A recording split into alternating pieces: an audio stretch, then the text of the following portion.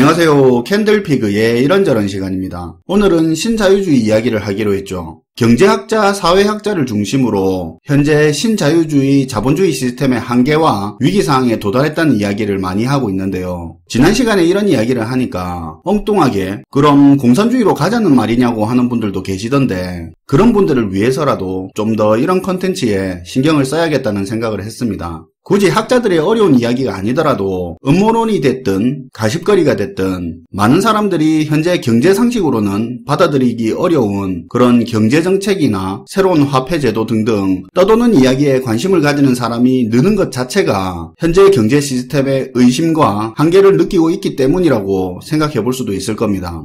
왜 그럼 현재 신자유주의 자본주의 시스템의 한계 이야기가 계속 나오는가? 이 부분을 바로 설명하기보다는 그동안의 자본주의 시스템은 계속 바뀌어 왔는데 도대체 무엇이 원인이 되어서 어떻게 바뀌어 왔는지를 우선 이해하는 게 좋을 것 같아서 지난 시간에 자유방임과 수정자본주의에 대해서 이야기를 했는데요. 반복하자면 자본주의는 이익 창출을 위한 생산활동이 기반이 되는 경제 시스템인데 개인의 부를 쌓고 싶어하는 인간의 기본적인 욕구를 인정해주는 경제 사상이죠. 다만 시장에서의 자유로운 경쟁을 통해서 사적 이익을 추구해야 한다는 그런 특징이 있습니다. 사적 이익을 추구하는 이 경쟁 과정에서 자본주의는 인류의 기술과 문화를 비약적으로 발전시켰고 물질적인 풍요도를 높였는데요. 자본주의의 이런 강점 때문에 그동안 자본주의는 한계를 드러내고 체제 붕괴의 위기상황을 겪으면서도 버려지지 않고 지금까지 남아있죠. 사실상 자본주의를 대체할 만큼 그 이상의 경제사상도 없는 건 사실입니다. 다만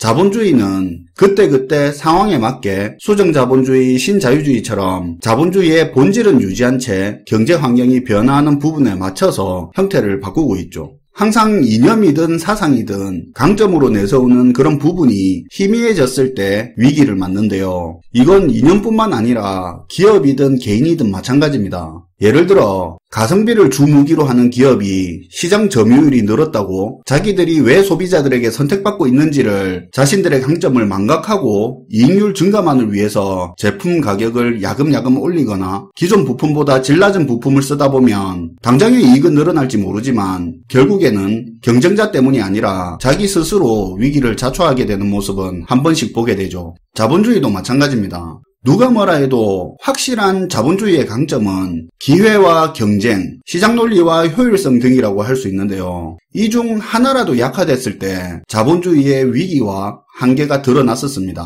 세계 대공황 이전까지 자유방임주의에서 나타난 거대 기업과 자본들이 만들어낸 독점과 트러스트들은 자신들의 이익을 극대화시키기 위해서 가격과 공급을 왜곡시키면서 자본주의 강점인 경쟁과 시장 논리라는 부분을 약화시켰고 양극화는 부를 축적할 수 있는 기회라는 부분을 약화시켰습니다. 그게 쌓이고 쌓이다 결국 시장이 무너지는 세계 대공황을 부르고 자본주의의 한계를 노출시키면서 공산주의와 전체주의가 세계적으로 빠르게 번지는 계기를 만들기도 했습니다. 기존의 자본주의 상징과도 같은 시장 논리와 자유경쟁, 기회들이 독점과 양극화로 훼손되면서 위기가 왔었는데 수정자본주의를 채택하고 이후에 강력한 독점 규제와 양극화 문제를 해결하기 위한 사회제도 확충, 기업과 가게에만 맡긴 시장으로는 수요와 공급이 항상 균형을 이루지 못한다는 걸 확인한 사회는 정부도 수요와 공급에 관여하는 주체로 시장에 개입하게 됩니다.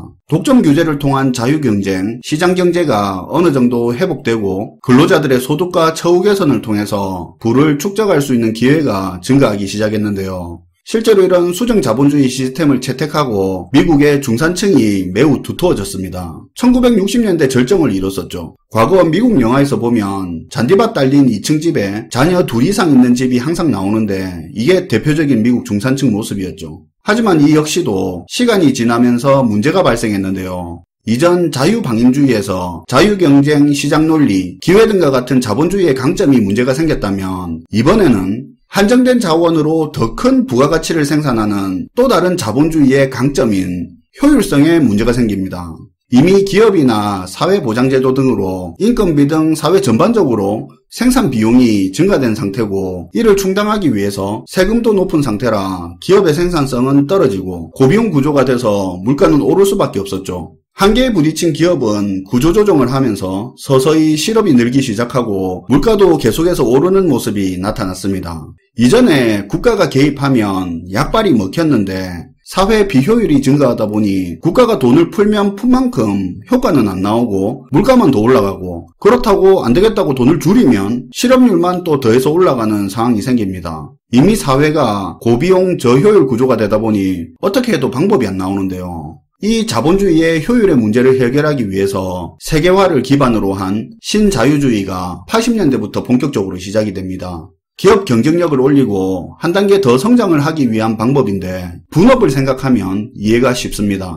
나라마다 각기 장점을 가지고 있는데 이걸 활용하자는 겁니다. 예를 들자면 금융이 발달한 나라가 투자금을 조성해주고, 기술력 있는 국가가 기술개발 설계를 하고, 인건비가 저렴한 저개발국이 생산을 해서 효율성이 극대화된 생산을 하자는 거죠. 지금은 독일, 미국 브랜드에 메이드 인 개발도상국 붙은 게 너무나도 당연한 거지만, 이게 80년대 이후부터 본격화됐죠. 그 이전만 해도 미국 브랜드가 미국에서 생산되는 건 당연한 거였습니다. 이렇게 80년대 이후 신자유주의 체제로 자본주의 시스템이 바뀌고 세계화가 되니까 효율성이 극대화돼서 선진국, 개발도상국 할 것 없이 전부 빠르게 세계가 같이 성장하는 그런 혜택을 누리게 되는데요. 후진국은 후진국대로 선진국의 생산시설이 들어오면서 일자리가 늘어나고 도로, 전기, 통신 등 생산 인프라가 확충되고, 선진국은 선진국대로 좀 더 부가가치가 높은 일에 집중할 수 있어서 똑같은 자원으로 더 많은 이익을 창출할 수 있게 됩니다. 자본과 제품, 노동력, 기술 등 유무형의 자산들이 세계시장에서 이익을 따라 가장 효율성 높은 부분을 찾아서 적재적소를 찾아가면서 세계 전체가 기존에 보지 못한 성장을 경험하고 90년대 들어서는 신자유주의 황금기를 맞이하게 됩니다.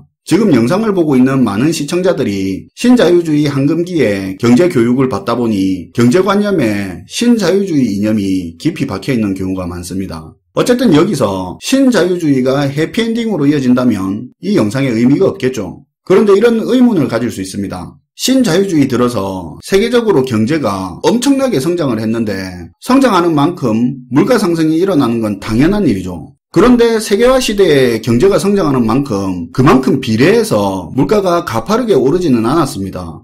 그게 가능했던 큰 이유 중 하나가 냉전 종식 이후에 동유럽과 중국을 비롯한 아시아 신흥국들의 값싼 노동력이 세계 생산시장에 공급되었기 때문인데요. 그 덕에 성장하는 만큼 그렇게 물가는 오르지 않았습니다. 신자유주의의 이런 장점은 누렸지만 문제점도 쏙쏙 드러나는데요. 문제는 선진국에서부터 시작이 됩니다. 근속기간도 상대적으로 길고 임금 수준도 상대적으로 높은 양질의 일자리가 대부분 제조업 일자리인데, 그 중에서도 대기업 제조 일자리는 더 좋겠죠. 그런데 세계화 시대에 들어 기업들이 생산성을 높이기 위해서 생산기지를 저개발국으로 옮겨버리니까 그때부터 선진국의 탄탄한 제조업 일자리에 종사하던 중산층이 얇아지기 시작합니다. 저임금 국가로 빠지지 않은 국내 일자리도 생산 효율을 위해서 비정규직화가 빠르게 진행되는데요. 선진국 국내 양질의 제조업 일자리가 빠지면서 일자리는 고액 전문직 일자리하고 저임금 비정규직 일자리로 양극화되는 현상이 가속화됩니다. 당연히 일자리 양극화는 소득 양극화로 이어지면서 개인들이 부를 축적하기 힘든 과거의 모습이 나타나겠죠.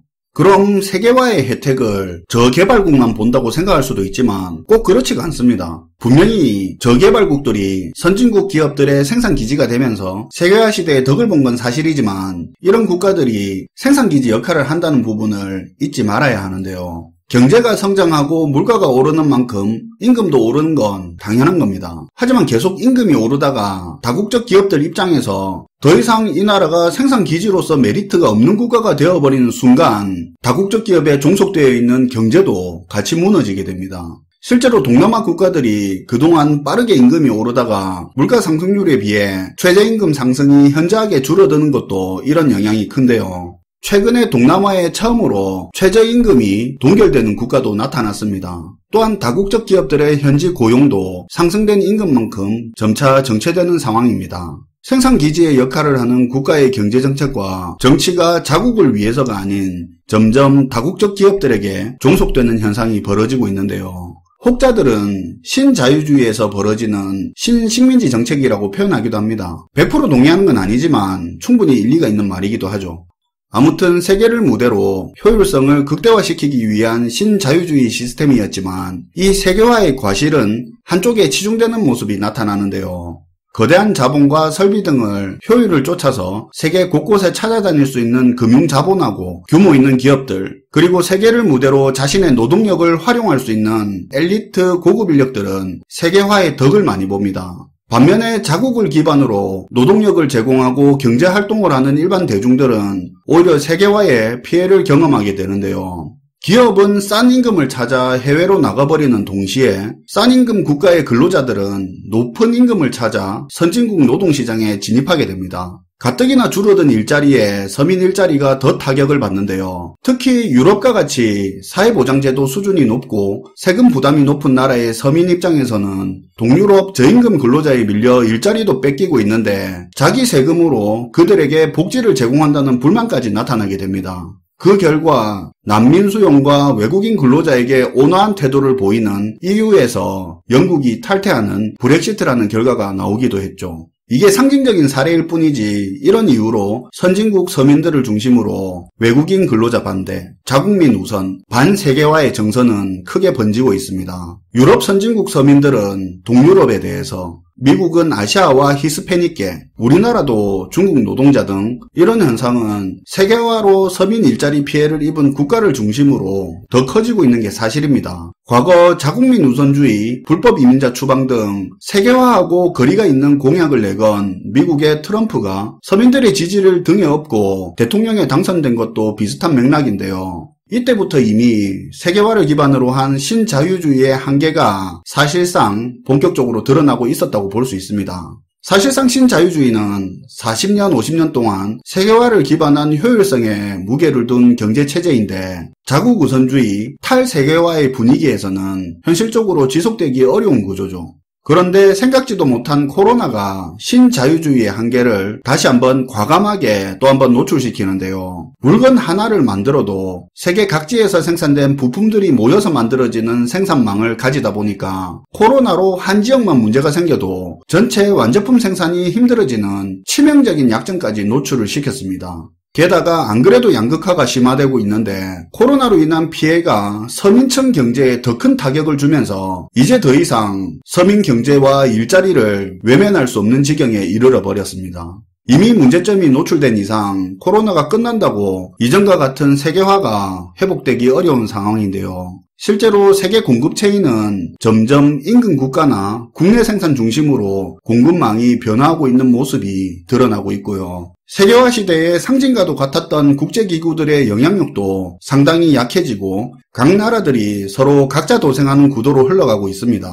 미국의 새 정부인 바이든 행정부 역시도 트럼프와 방식만 좀 다를 뿐이지 비싸도 미국 물건을 우선으로 사주고 미국의 물건을 팔고 싶으면 미국의 일자리를 만들어라 주의로 가고 있습니다. 미국뿐만 아니라 큰 소비시장을 가진 나라들이 점점 이를 무기로 자국의 일자리를 만들어줄 것을 요구하는 분위기로 가고 있죠. 결국 세계화를 기반으로 한 효율성에 무게를 둔 신자유주의 체제는 이제 구조적으로 점점 저물어갈 수밖에 없는 상황에 돌입을 해서 신자유주의의 한계라는 이야기가 계속 나오고 있는 거죠. 오늘은 신자유주의의 한계가 왜 나타났는지에 대해서 이야기를 해봤는데요. 사실 이번 영상에서 세계화에 포커스를 맞추긴 했지만 신자유주의를 금융자본주의라고도 부를 만큼 금융에 대한 이야기도 중요합니다. 기존의 생산을 위한 투자적 자본들이 투기적 자본으로 변질된 부분이 신자유주의의 한계를 앞당긴 부분도 있는데 이 부분은 또 따로 다뤄야 할 것 같습니다. 원래 오늘 우리가 가진 자본주의에 대한 잘못된 상식이나 고정관념까지 다루려고 했는데 원체 이번 주제가 범위가 넓은 부분을 건드리는 거다 보니 줄이고 줄여도 짧아지지가 않네요. 이것도 차후에 추가적으로 다뤄야 할 것 같습니다. 이번 내용이 자칫 따분하게 느껴질 수도 있는 내용인 거 알지만 경제와 사회를 이해하는데 굉장히 중요한 내용이니까 캔들 스토리를 꾸준하게 챙겨봐 주시는 분들이라면 오늘 내용 기억해 주시면 다른 사회 문제나 경제 이야기 할 때 배경 이야기 설명 없이 진행할 수 있어서 더 좋을 것 같습니다. 시청해 주셔서 감사하고요. 지금까지 이런저런 시간이었습니다.